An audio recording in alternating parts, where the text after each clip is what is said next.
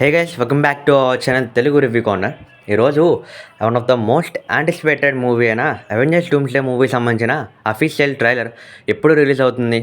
Also ఈ ట్రైలర్ని సినికాన్ ఈవెంట్లో మార్వెల్ వాళ్ళు రిలీజ్ చేయడం జరిగింది. ఇక అక్కడ చూసిన వాళ్ళు ఈ ట్రైలర్ అసలు ఎలా ఉంది అనే దాని మీద వాళ్ళ ఒపీనియన్ని ఆల్సో డిస్క్రిప్షన్ని చెప్పడం జరిగింది. యాక్చువల్గా ఈ మూవీ అనేది one of the most anticipated movie of the Avengers films. ఎందుకంటే ఈ మూవీలోనే మనం ప్రతి టీమ్ హీరోస్ని కూడా చూడబోతున్నాం. అదే ఫెంటాస్టిక్ ఫోర్ ఆర్ లేక అవెంజర్స్తో పాటు మన ఎక్స్మెన్ మెంబర్స్ని ఈ మూవీలోనే కలిపి చూడబోతున్నాం.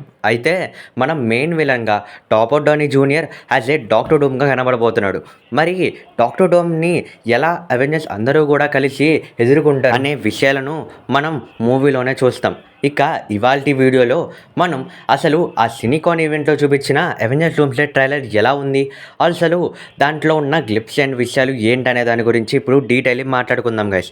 అలానే మన ఛానల్ని ఇక్కడ వరకు చూస్తున్నారు అంటే ఖచ్చితంగా మన చాలా కంటెంట్ అనేది మీకు నచ్చుతున్నట్టే. కాబట్టి మన ఛానల్కి ఒక లైక్ వేసుకొని సబ్స్క్రైబ్ చేసుకోండి. ఇక యాక్చువల్ టాపిక్లోకి వచ్చేద్దాం. ట్రైలర్ స్టార్టింగ్లో Xavier school for the gifted youngsters అనే బోర్డ్ని చూపిస్తారు. ఈ బోర్డ్ చూడడానికి చాలా మాడిపోయి చాలా డస్ట్ పట్టేసి ఉంటుంది. యాక్చువల్లీ ఇదే బోర్డ్ని మనం ప్రీవియస్గా మార్వెల్ అఫీషియలీ రిలీజ్ చేసిన థర్డ్ ఎక్స్మెన్ ట్రైలర్లో కూడా గమనించవచ్చు. ఆల్సో ప్రీవియస్ మూవీస్లో కూడా ఈ యొక్క బోర్డ్ని టీస్ చేయడం జరిగింది మార్వెల్ వాళ్ళు. ఇక వీటి గురించి చూపిస్తూ బ్యాక్గ్రౌండ్లో ఒక్క వాయిస్ వినబడుతుంది. అదే ఈ మూవీలో మెయిన్ విలన్ అయిన డాక్టర్ డూమ్ ఇలా చెప్తాడు, రాబోతుంది ప్రమాదం వెనక నుంచి రాబోతుంది అంటూ తన గొంతు భయపడుతూ తెలుస్తుంది. తను దేని గురించో ఆలోచిస్తూ భయపడుతూ దాని గురించి మాట్లాడుతూ ఉంటాడు. అదే ఇకర్సన్. యాక్చువల్లీ ఈ ఇకర్సన్ అనే టాపిక్ గురించి నేను డీటెయిల్లీ 9 minutes 30 seconds వీడియో చేయడం జరిగింది. యాక్చువల్లీ ఇదే మెయిన్ టాపిక్గా ఈ అవెంజర్స్ డూమ్స్డే మూవీలోని చూపించబోతున్నారు. ఈ టాపిక్ కనుక మీకు తెలియకపోతే కనుక ఒకసారి ఆ వీడియోని చూసి ఈ వీడియోని కంటిన్యూ చేయండి గైస్. ఇక డాక్టర్ డూమ్ ఇలా మాట్లాడుతూ తన గొంతులో భయాన్ని మనం వినవచ్చు. ఇక తర్వాత షాట్లో జేవియర్ని చూస్తాం. జేవియర్ తన చైర్లో కూర్చొని తన ఎక్స్పాన్షన్లో ఉన్న కిటికీ వైపు చూస్తున్నప్పుడు బయట మంటలు ఆర్లేక లైట్నింగ్ని బయట గమనిస్తూ ఉంటాడు. ఇక తను చాలా భయపడుతూ ఉన్నప్పుడు అక్కడ డాక్టర్ డూమ్ కానీ లేదా తన సైన్యం బయట నుంచి ఎక్స్పాన్షన్ని అటాక్ చేస్తూ ఉండవచ్చు. ఆర్లేక ఇకర్సన్కి వాళ్ళ యొక్క యూనివర్స్ అనేది స్టార్టింగ్ స్టేజ్లో ఉండే ఛాన్సెస్ కూడా ఉన్నాయి ఇక్కడ. బట్ మోస్ట్ ప్రాబబ్లీ ఇది ఇకర్సన్స్ అయ్యే ఛాన్సెస్ ఉన్నాయి. ఎందుకంటే థియరీ ప్రకారం మనం ఎక్స్మెన్ యొక్క యూనివర్స్ ఆల్సో టోబీ మెగ్వైర్ యొక్క యూనివర్స్ రెండు కొలాడ్ అవుతున్న సిచ్యువేషన్ని చూస్తామంట. అయితే వాళ్ళిద్దరూ ఫైట్ చేస్తున్నప్పుడు అక్కడ ఎక్స్మెన్ యొక్క యూనివర్స్తో పాటు టోబీ మెగ్వైర్ యొక్క యూనివర్స్ కూడా డిస్ట్రాయ్ అవుతుందంట.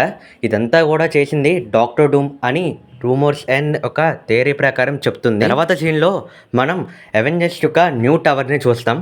ఇదే టవర్ని ఎగ్జాక్ట్లీ మనం థండర్ బోల్ట్స్ మూవీలో చూసాం. అయితే ఈ టవర్లో మనం మెయిన్గా క్యారెక్టర్స్ని చూసేది శామ్ విల్సన్, అలానే న్యూ అవెంజర్స్తో పాటుగా ఎక్స్మెన్ టీమ్ వాళ్ళ యూనివర్స్ నుంచి X616 యూనివర్స్కి వస్తారు. అలా ఈ బిల్డింగ్లో వాళ్ళందరూ కూడా కలిసి బిగ్ బ్యాడ్ అయిన డాక్టర్ డూమ్ని ఓడించడానికి సిద్ధపడతారు. ఒక విధంగా ఫెంటాస్టిక్ ఫోర్ వాళ్ళు వాళ్ళ యూనివర్స్ నుంచి X616 యూనివర్స్కి రావడం వల్ల కూడా ఒక ఇకర్సన్ బ్రాంచ్ అనేది క్రియేట్ అవుతుంది. సో దీనివల్ల ఈ యొక్క వరల్డ్స్ అనేవి కొలైడే ఛాన్సెస్ కూడా చాలా హైలీ ఉంటాయి. వాళ్ళు ఎంత ఎక్కువసేపు ఉంటే అది ఆ రెండు యూనివర్స్లకు కూడా అంతే ఇబ్బందిగా మారుతుంది గైస్. ఇక తర్వాత చోట్ల మనం థోర్ని అబ్జర్వ్ చేస్తాం. మనం అవెంజర్స్ డూమ్స్డే మూవీ సంబంధించిన సెకండ్ టీజర్లో ఏదైతే గ్లిప్స్ థోర్ని చూపించారో అదే గ్లిప్స్ని ఇక్కడ ప్లే చేస్తూ ఎక్స్ట్రాగా బ్యాక్గ్రౌండ్లో థోర్ ఇక్కడ నరేట్ చేస్తూ ఉంటాడు. మనకి ఇప్పుడు ఎదుర్కోబోయే విషయం అనేది చాలా చిన్నదేమీ కాదు. నేను ఎంతోమందిని ఎదుర్కొన్నా, ఆల్సో ఎంతోమంది యోధులని ఓడించాను. కానీ ఈ బెదిరింపు నన్ను చాలా భయపడుతుంది. మీరు నాకు సహాయం చేసి మీరు గనక భూమి మీదకి వచ్చి నాకు సహాయం చేస్తే మనం తనని ఓడించగలం అంటూ ఒక భయమైన గొంతుని చూపిస్తూ ఉంటాడు థోర్. యాక్చువల్లీ ఇక్కడ థోర్ ఇలా మాట్లాడడానికి రెండు విషయాలు ఉన్నాయి. ఒకటి, డాక్టర్ డూమ్ తన లవ్డ్ డాటర్ అయిన లవ్ని కిడ్నాప్ చేసి తనని చంపేస్తా అని బెదిరించి ఉండవచ్చు. సో దీనివల్ల డాక్టర్ డూమ్ ఏదైనా తనని చేస్తాడని ముందే అనుకొని మన థోర్ తన శత్రువులన్నిటిని కూడా కూడగట్టుకొని తనని ఎలాగైనా ఆపుదామని ఇక్కడ భయపడుతూ వాళ్ళ యొక్క యాన్సెస్టర్స్ని కూడా అడుగుతుండే ఛాన్సెస్ ఉన్నాయి. లేదా తను ఇస్తున్న నరేషన్ బట్టి తను ఇప్పటివరకు కూడా ఇలాంటి ఒక పవర్ఫుల్ విలన్ని ఎదుర్కొని ఉండకపోయే ఛాన్సెస్ ఉన్నాయి. కాబట్టి తనకి ఇప్పుడున్న శక్తులే కాకుండా ఇంకా మరికొన్ని శక్తులు కావాలి అని తన యాన్సెస్టర్స్ని అడుగుతూ తన పవర్స్ని గెయిన్ చేయాలని ఆశిస్తూ ఉండవచ్చు థోర్. కానీ one of the most powerful character అయిన థోర్ని ఇలా చూపిస్తున్నారు అంటే ఖచ్చితంగా ఏదో పెద్దగానే ప్లాన్ చేశారు. యాక్చువల్లీ డైరెక్ట్ చేస్తుంది రూసో బ్రదర్స్ కాబట్టి తన్ని ఖచ్చితంగా యాజ్ ఏ రూనీ కింగ్ థోర్గా మనం చూసే ఛాన్సెస్ చాలా హైలీ ఉన్నాయి ఈ మూవీలో. ఇక తర్వాత సీన్ గురించి మాట్లాడుకుంటే ఈ షాట్లో మనం సైక్లాప్స్ని గమనిస్తాం. ఎక్స్మాన్షన్ వెనుక చాలా వరకు తగలబడిపోతూ ఉంటుంది. ఆ సిచ్యువేషన్లో సైక్లాప్స్ తన ఫుల్ పొటెన్షియల్ని చూపిస్తాడు ఈ సీన్లో. యాక్చువల్లీ ఈ సీన్లో సైక్లాప్స్ చాలా వరకు కూడా తన బాడీ అనేది ఇంజూరీ అయ్యి ఉంటుంది. మేబీ ఏదో సైక్లాప్స్ని అడ్డుకుంటూ ఉండవచ్చు, లేదా తను ఒక వార్ ఫీల్డ్లో ఉన్నట్టుగా ఇక్కడ మనం చూస్తే అర్థమవుతుంది గైస్. తర్వాత షాట్లో మనం బెస్ట్ ఫైట్ అయిన శాంగ్‌చి వర్సెస్ గ్యాంబిట్ని చూస్తాం. యాక్చువల్లీ చాలా వరకు కూడా ప్రీవియస్గా శాంగ్‌చి యాక్టర్ అసలు ఈ మూవీలోనే ఉండడు, అసలు తన రోలే లేదు అని చాలా రిపోర్ట్స్ అనేవి వచ్చాయి. ఆల్సో తను సెట్ ఫోటేజ్ ఎక్కడ కూడా తనైతే కనబడలేదు. కానీ సడన్గా తన సీన్స్ అనేవి థియేటర్లో పడిన తర్వాత ప్రతి ఒక్కళ్ళు కూడా సర్ప్రైజ్ అయ్యారు. ఆల్సో ఈ 2 ఫైట్స్ కూడా వీళ్ళు చేస్తున్న సమయంలో ఆ సీన్స్ ఆ విఎఫ్ఎక్స్ అనేది టాప్ నాచ్ ఉంది అని ఆడియన్స్ అందరూ కూడా చెప్పారు. మేబీ వీళ్ళిద్దరు కూడా ఇక్కడ ఫైట్ చేస్తున్నది ఒకే విషయం అయి ఉండవచ్చు. అదే వాళ్ళ యూనివర్స్ని వాళ్ళు కాపాడుకోవడానికి ఇక్కడ వీళ్ళు బ్యాటిల్ చేస్తూ ఉండవచ్చు. అదే సీన్ని కూడా మనకి మూవీలో చూపించే ఛాన్సెస్ కూడా హైలీ ఉన్నాయి కదా. ఇక నెక్స్ట్ షాట్లో మనం ఎక్స్మెన్ని వాళ్ళ యొక్క షూరీ వకాండాన్స్తో కలవడం మనం క్లియర్లీ అబ్జర్వ్ చేయొచ్చు. ఇదే షాట్ని మనం అవెంజర్స్ డూమ్స్డే సంబంధించిన 4th ట్రేజర్లో షూరీని చూపిస్తారు కదా. అదే ట్రేజర్లో మనం బ్యాక్గ్రౌండ్లో క్లియర్లీ అబ్జర్వ్ చేస్తే ఎడారి వంటిది అయితే కనబడుతుంది. బట్ ఈ షాట్లో మాత్రం ఆ ఎడారిని చూపిస్తూ అక్కడ ఉన్న చుట్టూ కూడా ఎలాంటి నీళ్ళు కూడా లేకుండా కనబడుతుంది. ఆల్సో నేమోర్ని కూడా ఇక్కడ ఇంట్రడ్యూస్ చేస్తారు. తనకి ఒక 2-3 మొక్కలు కూడా కనబడతాయి. యాక్చువల్లీ చాలామందికి కూడా వచ్చే డౌట్ ఏంటంటే బ్యాక్గ్రౌండ్లో అసలు ఎడారి అక్కడి నుంచి ఎలా వచ్చింది, అసలు నేమోర్ వాళ్ళు ఎందుకని ఎడారిలో ఉన్నారు అని.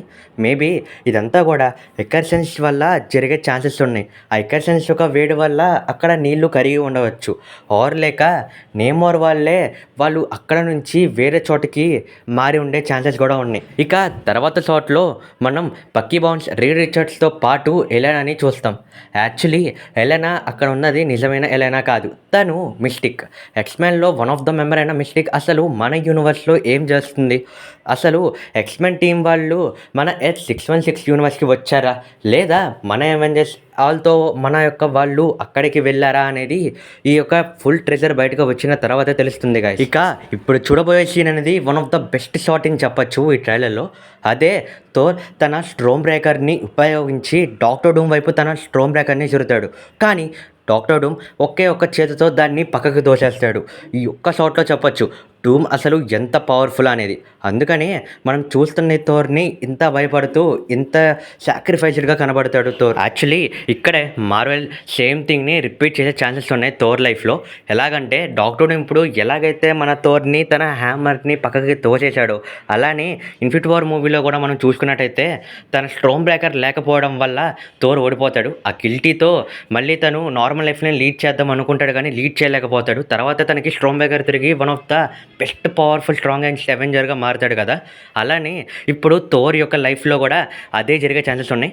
బట్ ఈసారి చూసేది నార్మల్ థోర్ని కాదు, అదే రూనీ కింగ్ థోర్. ఈ రూనీ కింగ్ థోర్ చాలా అంటే చాలా పవర్ఫుల్ అండ్ థోర్ ఫార్మ్స్లో one of the best powerful form. ఇక డాక్టర్ డూమ్ తన స్టోమ్ బ్రేకర్ని ఆపేసేపాటికి థోర్ కొంచెం షాక్లో కనబడతాడు.